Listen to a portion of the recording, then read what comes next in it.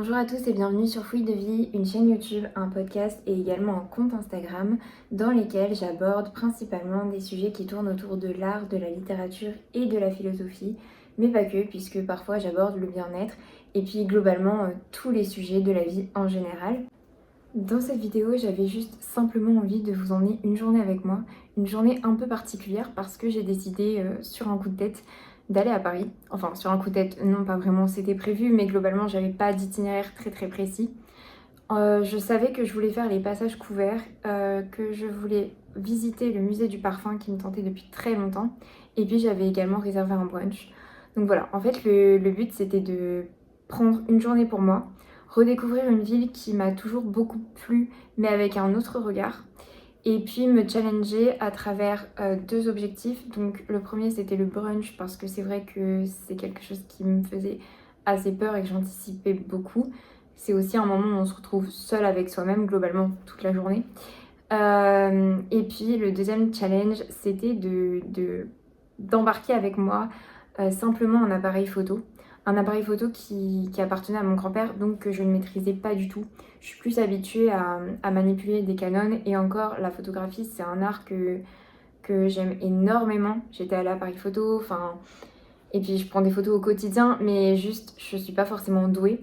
Donc voilà, les photos qui en ressortent sont pleines d'imperfections, mais c'était le fait de se dire tu vas redécouvrir cette ville à travers quelque chose qui te plaît, l'art, et puis surtout tu vas apporter un nouveau regard puisque sans vraiment m'en rendre compte, j'ai commencé à faire des photos et puis je suis tombée sur l'arrière d'un restaurant avec un monsieur qui était en train de préparer la cuisine et en fait on ne voyait pas du tout son visage, on voyait juste ses mains qui étaient en train de faire quelque chose et je me suis dit mais attends, c'est génial parce que ce qui te plaît dans la vie c'est le mouvement en général, les gestes m'intéressent énormément, le mouvement et globalement l'anatomie aussi. Puis c'est hyper important par exemple quand on fait de l'art de voir aussi les différents gestes tout simplement. Et puis ce qui te plaît aussi c'est le quotidien, les instants que tu peux entre guillemets figer, les instants pris au vol. Et donc ça a été un peu ma trame. Je me suis dit tu vas juste te balader et dès que tu vois des choses qui te plaisent, qui ne vont pas forcément attirer le regard de tout le monde, tu vas juste les prendre en photo, c'est tout. Et oui, c'est avoir un tout autre regard et ça m'a beaucoup plu parce que j'étais beaucoup plus ouverte sur le monde. Je m'intéressais au bruit, je m'intéressais à, par exemple, je sais pas moi, un tag sur sur une vitrine. C'était plein de petites choses et finalement, c'est juste une ouverture qui m'a beaucoup plu. Donc voilà, je vous en dis pas plus, je vous embarque avec moi. Je vais essayer de faire une voix off qui soit un peu constructive et j'aimerais également inclure quelques explications sur les lieux que j'ai visités parce qu'il y en a eu pas mal et dont certains ont une valeur emblématique pour la ville de Paris. Voilà. J'ai commencé cette journée en allant au musée du parfum et donc en passant immanquablement devant l'Opéra Garnier que j'avais visité il y a quelques semaines.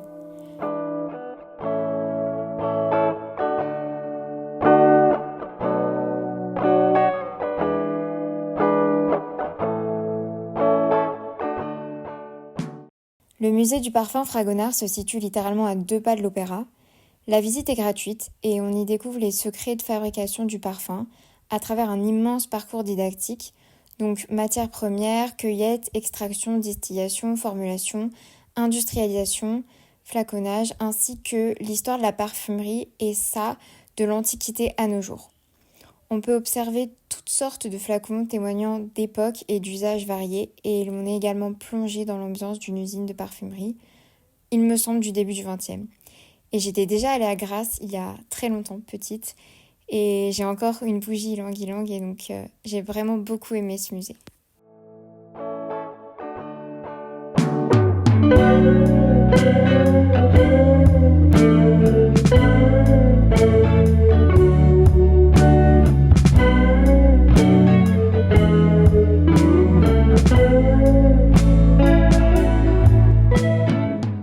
Ensuite, je me suis baladée jusqu'au restaurant Drouan qui a été fondé en 1880 et qui accueille depuis 1914 le jury du prix Goncourt.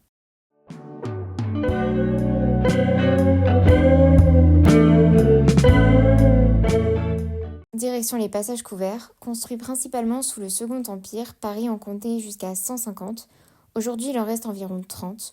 Ce sont des véritables ancêtres des galeries commerciales et des grands magasins qui se distinguent par leurs verrières qui permettaient un éclairage génital.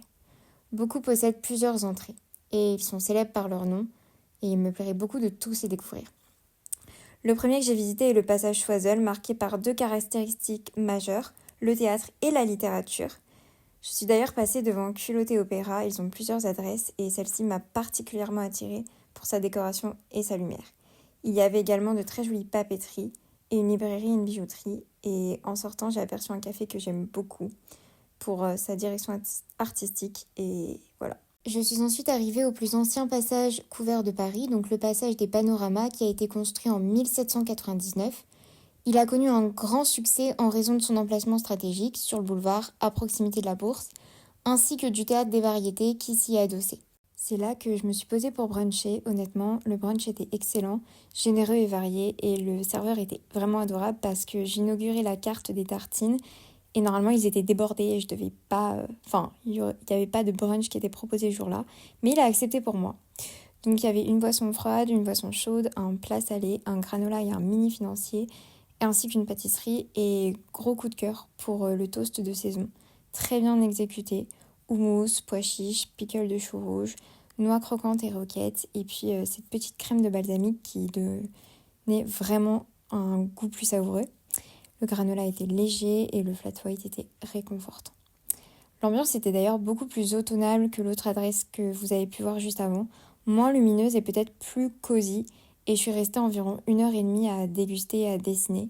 J'ai pas vraiment filmé parce que l'espace était vraiment très petit et que je voulais profiter, mais voilà le dessin que je leur ai offert. Puis j'ai continué avec le passage Jouffroy, le premier passage entièrement construit en fer et en verre. Pour l'anecdote, vous le connaissez très certainement pour le musée Grévin. Et en réalité, en 1882, Arthur Meyer, le directeur du journal Le Gaulois, a eu l'idée de s'associer à Alfred Grévin, célèbre caricaturiste, pour créer une galerie de personnages en cire. Il y a là-bas une boutique que j'adore, qui s'appelle Pain d'épices, où j'ai repéré une tasse trop mignonne que j'aimerais beaucoup offrir à ma maman. Et de là, j'ai remonté toute la rue des Martyrs et j'en ai profité pour photographier les artisans en pleine action. En réalité, j'ai pas vraiment pris le temps de regarder vraiment le nom des boutiques, mais c'était passionnant parce que je m'attardais sur des gestes, des détails avec beaucoup de précision. Et puis finalement, je suis rentrée. Ok, donc j'ai ramené plusieurs choses de cette journée et non pas encore un t-shirt comme c'était le cas pour Amulette. Mais donc de chez Culotté, je leur ai pris leur cookie géant parce que le serveur m'a dit que c'était son préféré. Donc voilà. Donc il ressemble à ça. Pour le coup, il est vraiment géant. Et il y avait également leur gâteau du jour parmi toutes les pâtisseries qui me tentaient. Mais c'était vraiment un gâteau avec un nappage au-dessus. Donc ça aurait été trop compliqué pour le train. Et donc lui, il était à la noix et à la vanille. Voilà. Et il y avait également leur cake à la crème de marron qui me tentait. Enfin, je sais pas si c'est de la crème de marron ou si c'était à la marron en tout cas. J'ai aussi été chez Marlette. Et chez Marlette, donc j'ai pris un cookie aux noix. Celui-là aussi a l'air incroyable. Lui, il sent vraiment pour le coup les noix et il y a des pépites de chocolat. L'autre, ça a plus l'air d'être des morceaux de chocolat. Là, c'est vraiment des pépites. Voilà. Au niveau de taille, il faudrait que je compare. Je sais pas trop. Je suis en train de mettre des miettes partout dans ma chambre. Voilà. Franchement, ils ont un peu sué les deux. Voilà. Et j'avais aussi gagné, vous savez quand on fait les roux, j'avais gagné donc une préparation pour pancake, mais ils n'en avaient plus. Du coup ils m'ont proposé soit la préparation pour crêpes, soit de marcher 15 minutes pour aller récupérer dans l'autre Marlette la préparation pour pancake. Et j'avais juste tellement la flemme. Donc je suis partie sur ça et en vrai c'est pas mal parce que c'est bientôt la Chandeleur. Donc à tester, j'ai jamais testé leur préparation, je sais qu'ils en ont plein, mais pour le coup je les ai jamais testés, donc c'est l'occasion. Et donc pour le goûter, j'ai laissé le cookie de chez Culotté à ma petite sœur. D'ailleurs je crois qu'elle l'a adoré. Et moi j'ai testé celui de chez Marlette que j'avais jamais goûté. Et franchement le combo noix-chocolat marche très bien. Voilà, cette vidéo s'achève maintenant sur un peu toutes ces images. J'espère qu'elle vous aura plu. J'espère qu'elle vous aura donné envie de vous balader, de redécouvrir ou de découvrir un lieu. Que ce soit par exemple un lieu que vous visitez quotidiennement et juste de prêter attention au bruit, aux détails visuels, peut-être de vous arrêter et de tester un lieu, j'en sais rien, de vous poser, de dessiner. Voilà. En réalité, je sais pas vraiment pourquoi j'ai fait cette vidéo, mais je sais que cette journée m'a fait du bien. Je dis pas qu'elle a forcément été de tout repos parce que c'est vrai que y a eu des moments où j'ai angoissé et c'est pas facile de vivre une journée tout seul et de faire des activités qu'on n'a pas l'habitude de faire seul avec soi-même. Mais je trouve que c'est aussi se faire un cadeau et encore une fois, il y a une très belle citation de Philippe Jacotet, je vous la mettrai juste ici, mais qui me porte au quotidien. Et voilà, parfois les choses simples sont en fait des cadeaux qu'on peut s'offrir à soi-même. Et c'est très important d'être bienveillant avec soi-même. Voilà. Moi, j'ai plus qu'à vous souhaiter le meilleur. Et je vous retrouve très prochainement pour une autre vidéo. En attendant, je vous laisse vous abonner ou juste aimer ou juste aller découvrir un peu tout l'univers de Fluide Vie. Ça me permettrait tout simplement de gagner en visibilité et c'est cool pour une jeune artiste. Donc voilà, à très bientôt, au revoir.